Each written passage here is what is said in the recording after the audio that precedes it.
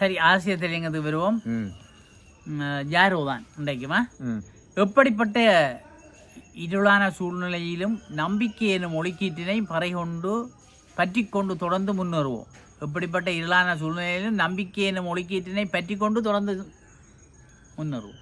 நம்பிக்கை தான் வாழ்க்கை. சிங்கள பேரினவாதிகளுக்கு தீனி கொடுக்காதீர்கள். அப்போ பாருங்களேன், இப்போ பிரச்சனை கொண்டு வரப்போகுது என்ன.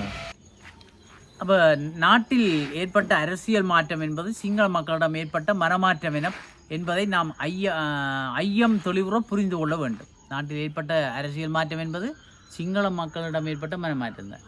அந்த மனத்தை திரும்பவும் கொண்டு வந்து நீ பாட்டு அதை கொண்டு சொல்ல போகிறேன் என்ன. ஆம், மஹிந்த ராஜபக்ச தரப்பை சிங்கள மக்கள் ஓட துரத்தியதற்கு தமிழ் மக்களாகிய நாம் என்றும் நன்றியுடையவர்களாக இருக்க வேண்டும்.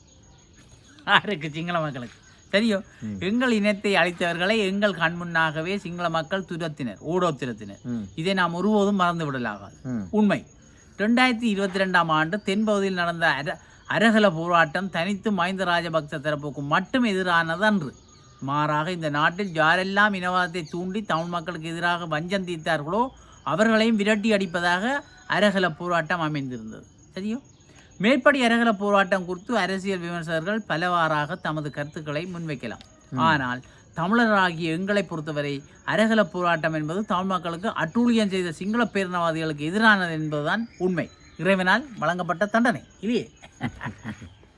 இதற்கு சான்றாதாரமாக பலவற்றை குறித்துரைக்கலாம். அதில் ஒன்று, தமிழ் மக்களுக்கு எதிராக மோசமான கருத்துக்களை தெரிவித்து வந்த பிமல் வீரவன்ச என்ற பேரினவாதியை ஒரு சிங்கள பொதுமகன் நட்டு வீதியில் வைத்து மிக மோசமான வார்த்தைகளால் திட்டியதை பார்த்தபோது சிங்கள மக்கள் உண்மையை புரிந்து விட்டார்கள் என்பதை எம்மால் உணர முடிந்தது. சரி, இப்போ இது ரம்புக்குள்ளே இருக்கிறார் இல்லையா, அவரும் வந்து பயங்கர பொய் செய்திகள். அவர் இன்னும் உள்ளுக்கான அவன் வெளியில் வரையில் அந்த மருத்துவ இது அவர் இராணுவ பேச்சாளராக இருந்து போட்டு என்னன்றா இப்போ இந்த மருத்துவ சுகாதார அமைச்சராக இருக்குது. சும்மா பேரை போட்டுட்டு இருக்கலாம்.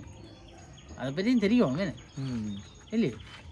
அதுக்குள்ள ஒரு மாஃபியா, மருத்துவ மாஃபியா நடந்தால் கொண்டு போட்டாங்களும் படி இல்லை. தவிர அரசியல் மாற்றம் என்பது தனித்து சிங்கள பேரினவாத ஆட்சியாளர்களை பதவி இறக்கம் செய்தது மட்டுமல்ல, சிங்கள பேரினவாதிகளை வாய் திறக்காமல் செய்ததும் ஆட்சி மாற்றத்தினூடாகவே சாத்தியமாயிற்று. ஆம், இந்நாளும் பாராளுமன்றத்தில் தமிழ் மக்களுக்கு எதிராக துவேஷத்தை தூண்டும் வகையில் உரையாற்றுகின்ற சரத் வீரசேகரவை சிங்கள மக்கள் தோற்கடித்தனர். சரத் வீரசேகரவுக்கு சிங்கள மக்கள் வழங்கிய இந்த தீர்ப்பு என்பது இனவாதத்தை தூண்டுகின்ற பிரகிருதியே. இனி நீ வாய் திறக்கக்கூடாது என்பதாக பொருள்படும். இவ்வாறு சிங்கள மக்களிடம் ஏற்பட்ட மனமாற்றம் இந்த நாட்டின் ஆட்சிப்படத்தில் அனுரகுமார திசாநாயக்க தலைமையிலான அரசாங்கத்தை அமர்த்தியது. சரி, கொண்டு வந்து விட்டுக்கிடாது. அனுர அரசாங்கம் தமிழ் மக்களுக்கு என்ன தரும் என்பதற்கு அப்பால் ஊழல் ஒழிப்பு, நேர்மையான அரச நிர்வாகம், அரசியல் செல்வாக்கு முற்றுப்புள்ளி வைத்தல் என்றவாறு நல்லவை நடக்கும் என்ற நம்பிக்கையை தந்துள்ளது. நாங்கள் முதல் அதை யோசிக்கணும். எங்களுக்கு தமிழ் மக்களுக்கு என்ன தரப்போறான்றதை முதல் விடுங்கோ. முதல் உப்பான் வந்திருக்கிறேன், முதல் என்ன ஊழல் அழிப்பு செய்ய போகிறேன் இல்லையே. ஒரு நல்ல ஒரு ஆட்சி ஒன்று நடக்க போகுதுன்றது தான் நாங்கள் நம்புகிறோம் இல்லையே. எங்களுக்கு நாட்டை தாங்க இருந்த ஒன்றா காலன்னா பொத்தொண்டில் எவ்வளோ வண்டிடும் என்று சொல்கிறேன் ஆசிரியர். என்ன இது நிச்சயம் நமது நாட்டுக்கு தேவையானது. எனவே இந்த நேரத்தில் தையட்டி விகாரையை உடைப்போம் என நாங்கள் கூறினால் அது அங்கு முடங்கி கிடக்கின்ற சிங்கள பேரினவாதிகளுக்கு தீனி போடுவதாக ஆகிவிடும். மக்கள் நல்லாமப்பா, இந்த அரசியல் இருக்கு இல்லையா, அதெல்லாம் ஃபுல்லாக சாக்கடை மாதிரி. அரசியலை நம்பினால் கெட்டம். சரியோ, ஏன்டா வந்து அரசியல் இல்லாதையும் விட்டு திரத்தி போட்டு சும்மா ஆளாகும். அந்த மண்ணை ஆட்சி முடியாச்சு கரைச்சியில் போடுங்க. அவங்களும் ஆண்டவன் தாண்டா முந்தி அவனும் மாறுவிடம் போட்டு ஊருக்குள்ளே போய் விஷயத்தை அறிஞ்சு போட்டு போய் விஷயத்தங்களை செய்து கொண்டு இருந்தவங்களும் நல்ல ஆட்சி நடந்தானேடா.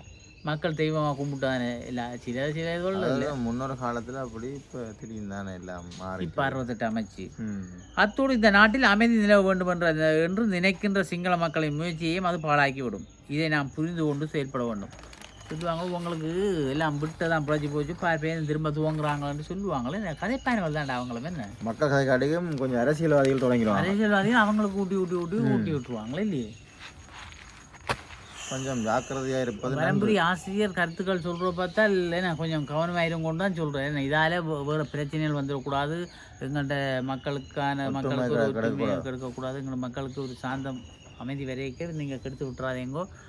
இனவாதிகளுக்கு நீங்கள் போய் தீனியை போட்டு இன்னும் உற்சாகத்தை ஊட்டி விட்டுறாதேங்க. உற்சாகம் விட்டுறவே இல்லானது என்ன உசுப்பேத்துறவே அண்டு விட்டுறாதேங்கன்னு தான் சொல்கிறது ஆசிரியர். என்ன இனி ஆசிரியர்கிட்ட கருத்து சிந்திக்க வேண்டியது என்ன சிந்திக்க வேண்டிய என்று கூறிக்கொண்டு சிந்தியுங்கோ எல்லாரும் என்று கூறிக்கொண்டு விடைபெற்றுக் கொள்கிறோம். நன்றி, வணக்கம்.